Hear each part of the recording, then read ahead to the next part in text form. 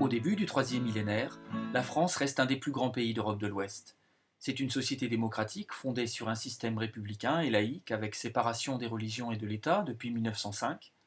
Pour ses 66 millions d'habitants, incluant l'outre-mer, le défi est plus que jamais, aujourd'hui, d'articuler diversité et projets communs.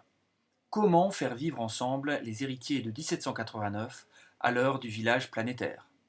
Pour y parvenir, la connaissance de la mosaïque France est essentielle, et on dispose fort heureusement pour cela de bons instruments de travail.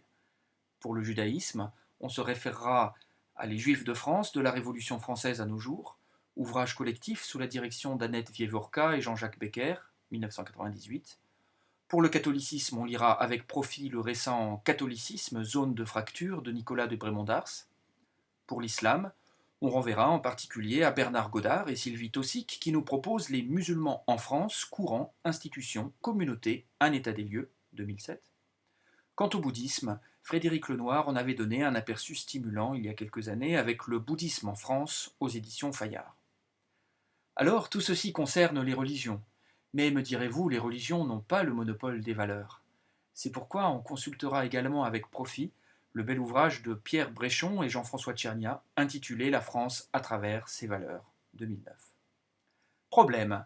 Dans ce panorama d'ouvrages qui permettent de connaître la mosaïque religieuse et laïque française, on ne disposait pas d'état des lieux récent sur le protestantisme. Cette version du christianisme qui rassemble tout de même dans le monde un chrétien sur trois. Alors c'est vrai, le protestantisme français est très minoritaire par rapport au catholicisme.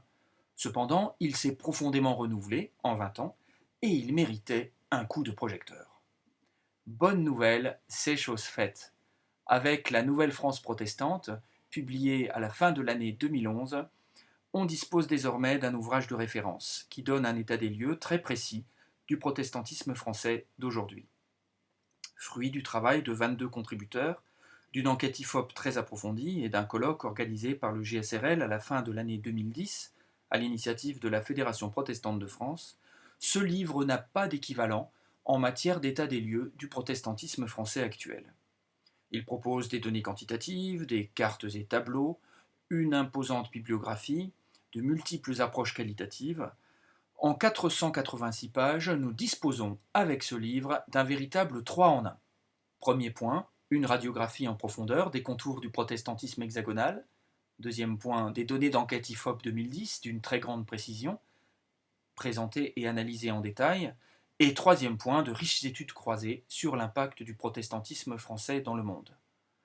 Alors, on l'aura compris, pour apprécier la France d'aujourd'hui dans toute sa diversité, il est temps de compléter sa bibliothèque avec la Nouvelle France protestante.